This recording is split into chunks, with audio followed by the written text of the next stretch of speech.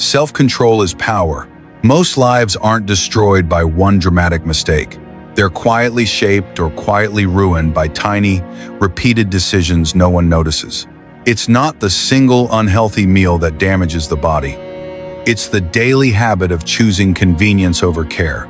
It's not one angry outburst that wrecks a relationship. It's the repeated choice to rehearse irritation instead of restraint. It's not one lazy day that steals a future. It's the slow normalization of delay, distraction, and excuse. What feels small today becomes permanent tomorrow. And here's the uncomfortable truth. Your life right now is not the result of your biggest moments. It's the compound result of your smallest habits. Most people don't fall because they are weak. They fall because they never learned the quiet discipline of self-control. Before we go any further, let's frame this idea with something many people already know. In Atomic Habits, James Clear explains a powerful principle. Real transformation is not built on motivation. Motivation is emotional. It rises and falls. Transformation is built on systems, identity, and consistency. You don't rise to the level of your goals. You fall to the level of your systems. If your system is chaos, inconsistency, and impulse, no amount of inspiration will save you. If your system is discipline, order, and intentional habit, progress becomes inevitable, even on hard days. This is where self-control stops being about willpower and starts becoming a form of power. Self-control is not suppression, it's direction. It's the ability to choose the long reward over the short relief, the future over the moment, the disciplined response over the emotional reaction. And long before modern psychology explained this, one small book captured it with piercing clarity as Man Thinketh by James Allen.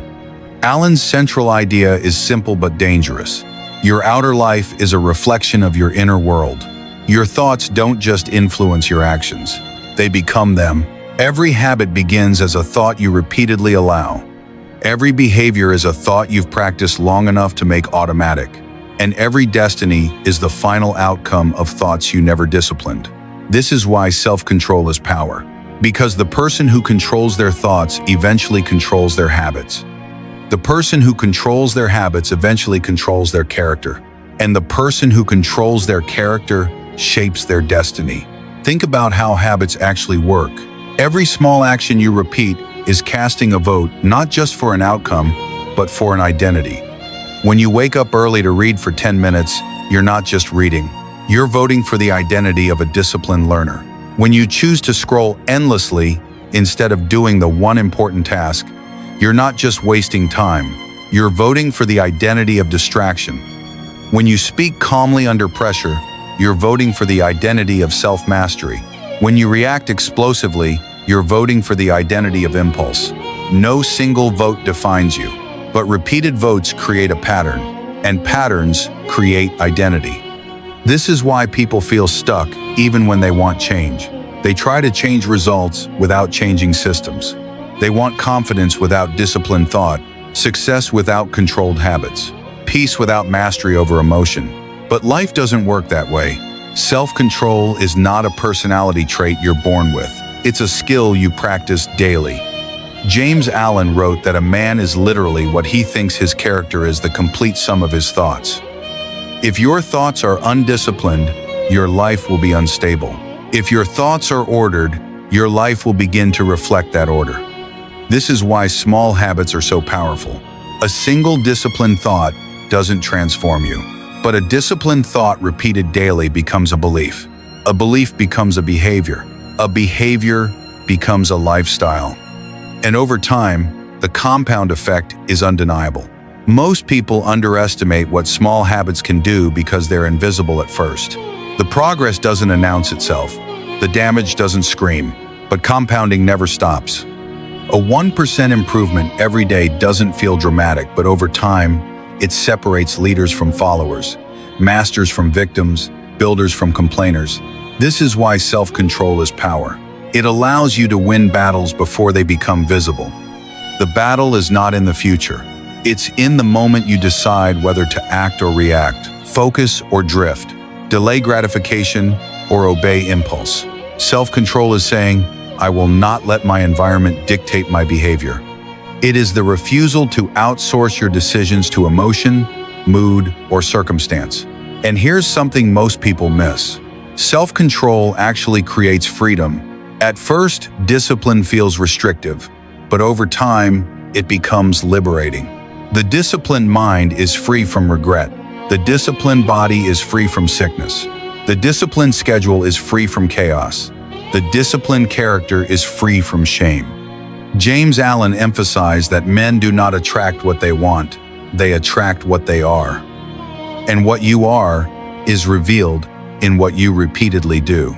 Now let's make this practical. Here is one daily action you can apply immediately. Create a 10-minute self-control ritual. Every day, choose one area where you normally act on impulse: your phone, food, speech, or procrastination. For just 10 minutes, practice intentional restraint. Don't speak, observe your thoughts. Don't scroll, read, or think. Don't react, breathe, and choose. 10 minutes is small enough to be non-threatening, but powerful enough to build identity. You're training your mind to obey direction instead of desire. Over time, that 10 minutes rewires your default response. And as you do this, ask yourself this reflective question: what kind of person am I becoming through my daily habits?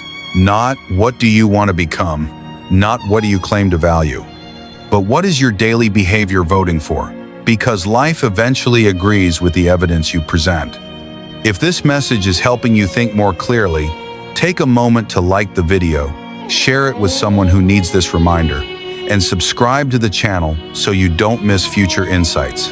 As we close, remember this: self-control is not about perfection, it's about direction. You don't need massive change.